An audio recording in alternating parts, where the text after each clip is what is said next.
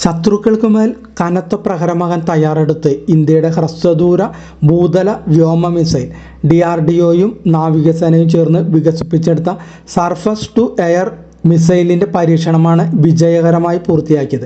ഒഡീഷയിലെ ചാന്ദിപൂരിലെ integrated test റേഞ്ചിലാണ് പരീക്ഷണം നടത്തിയത്. ബുധനാഴ്ച ഉച്ചയ്ക്ക് 12ഓടെ ആയിരുന്നു പരീക്ഷണം.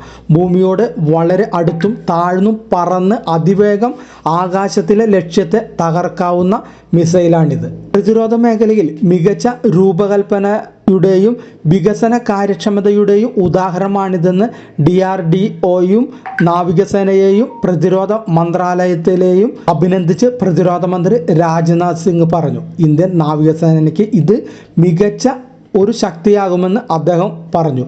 പരീക്ഷണത്തിൽ ലക്ഷ്യസ്ഥാനത്തെ മിസൈൽ പൂർണ്ണമായും തകർത്തു. വളരെ അടുത്തു നിന്നും ലക്ഷ്യസ്ഥാനത്ത് തകർക്കാനുള്ള ചടുലതയും വിശ്വാസ്യതയും കൃത്യതയും മിസൈലിനുണ്ടെന്ന് തെളിഞ്ഞു.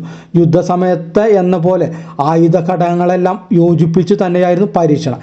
ഇൻഡിജീനസ് റേഡിയോ ഫ്രീക്വൻസി സ്പീക്കറോടെയുള്ള മിസൈൽ, മൾട്ടി ഫംഗ്ഷൻ റഡാർ, ആയുധ നിയന്ത്രണ സംവിധാനം എന്നിവയെല്ലാം വിചാരിച്ചതുപോലെ തന്നെ പ്രവർത്തിച്ചു. ചാന്ദിപൂർ ഇൻ്റഗ്രേറ്റഡ് ടെസ്റ്റ് റേഞ്ചാണ് വിവിധ റേഞ്ച് സംവിധാനങ്ങൾ നിർമ്മിച്ചത്. ഉയർന്ന കിൽ പ്രോബബിലിറ്റി ഉള്ളതിനാൽ 80 കിലോമീറ്റർ വരെയുള്ള ലക്ഷ്യങ്ങളെ തിരിച്ചറിയാനും ട്രാക്ക് ചെയ്യാനും നശിപ്പിക്കാനും മിസൈലിന് കഴിയും.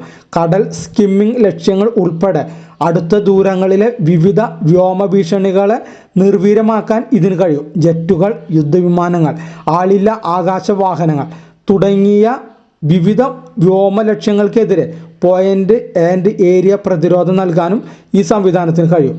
പരീക്ഷണത്തിന് മുമ്പ് പരീക്ഷണ പരിധിയുടെ 2.5 കിലോമീറ്റർ ചുറ്റളവിലുള്ള 6 ഗ്രാമങ്ങളിൽ നിന്നുള്ള ഏകദേശം 3200 പേരെ താൽക്കാലികമായി ഒഴിപ്പിച്ചിരുന്നു.